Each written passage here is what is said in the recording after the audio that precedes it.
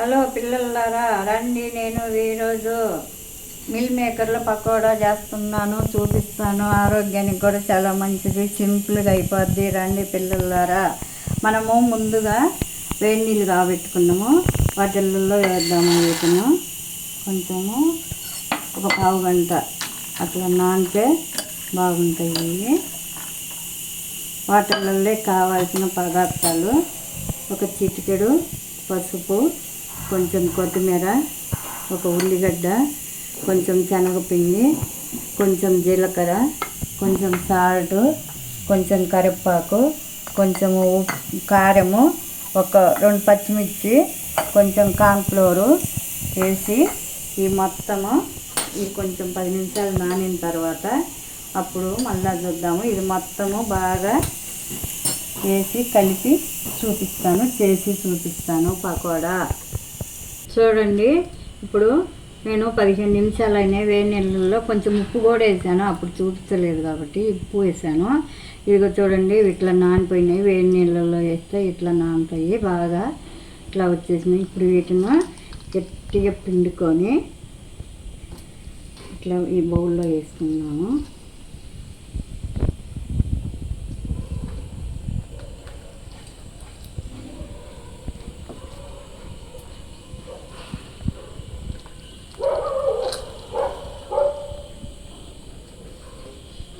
ఇది కలిపేలోపు నేను నూనె పొయ్యి మీద పెట్టాను.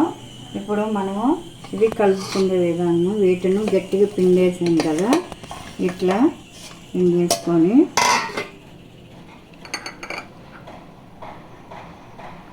ఉల్లిపాయలు వేసుకున్నాము. ఫస్ట్ పసుపు వేసుకున్నాము, కొంచెము గరం మసాలా వేస్తున్నాను, కరివేపాకు వేస్తున్నాను, పచ్చిమిర్చి,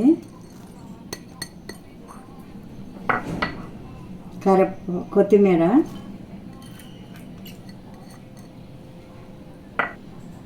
జీలకర్ర,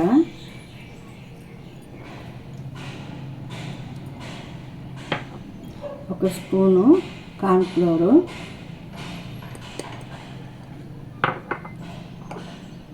కొంచెం కారము, మనము తగినంత సాల్ట్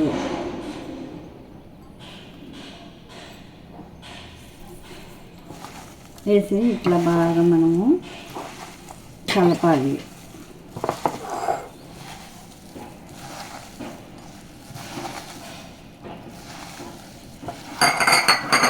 ఇవన్నీ బాగా ఇట్లా కలుపుకోవాలి. మొత్తం బాగా ముక్కలకు పడుతుంది. ఉప్పు కారం అన్నీ వేసాం కాబట్టి బాగా పట్టుద్ది. చూడండి, మనం ఇవన్నీ వేసాం కాబట్టి ఇట్లా నీరుగా వచ్చింది. ఇప్పుడు మనము పిండి వేసుకొని బాగా కలుపుకుందాము. ఇట్లాగా ఇది కలిపిన తర్వాత మనము తగినన్ని నీళ్ళు పోసుకుందాము. చూసి కొంచెం పడతాయి నీళ్ళు, మనము కలుపుకుందాము. అప్పుడు కొంచెం వేసుకొని కలుపుకుంటే బాగుంటుంది. ఎక్కువగా నీళ్ళు పోసుకోవద్దు, మోయినంగా నీళ్ళు వేసుకుందాము. ఇప్పుడు మనము నీళ్ళు అయితే ఇప్పటికేమో వేయలేదు.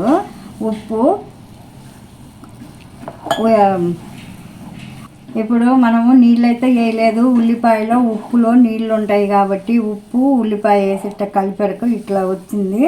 ఇప్పుడు మనము తగినన్ని నీళ్ళు పోసుకుందాము. మీరు కూడా ఎక్కువగా నీళ్ళు పోసుకోవద్దు, మోయినంగా నీళ్ళు పోసుకొని ఇట్లా కలుపుకుంటూ నీళ్ళు పోసుకోండి.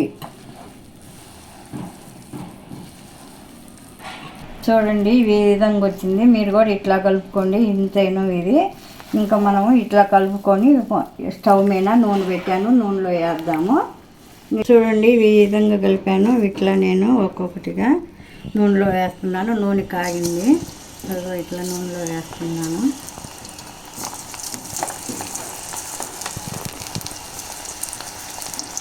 ఇట్లా అంటుంటే అయ్యే పడిపోతూ ఉంటాయి. ఒక్కొక్కటిగా పడిపోతూ ఉంటుంది.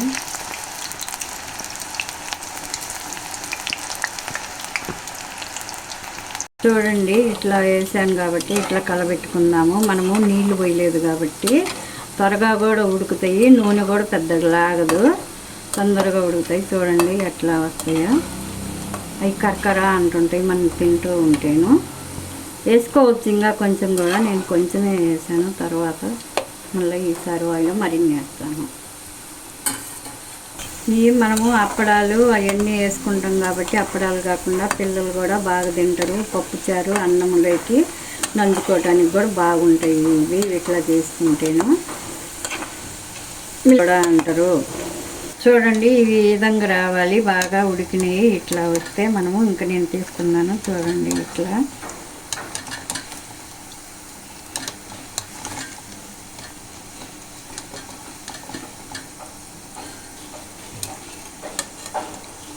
ఈ విధంగా ఇస్తే దీంట్లో వేస్తే బాగా నూనె లాగుతుంది. నేను దాంట్లో వేస్తున్నాను. ఇట్లా వేసుకున్నాము. మళ్ళీ కూడా ఇంకొక రెండో వేస్తున్నాను. ఇంకొక కొంచెం తక్కువ వేసాను కాబట్టి ఇప్పుడు కొంచెం ఎక్కువ వేస్తున్నాను. చూడండి ఇట్లా వేసాను కాబట్టి మధ్య మధ్యలో కలుపుకోవాలి మనము, అట్లానే వదిలేయకుండా. చూడండి ఈ విధంగా ఉడికినాయి కదా, మనము తీసుకున్నాము. చూడండి ఈ విధంగా వచ్చేసినాయి. నేను తిని చూపిస్తాను చూడండి.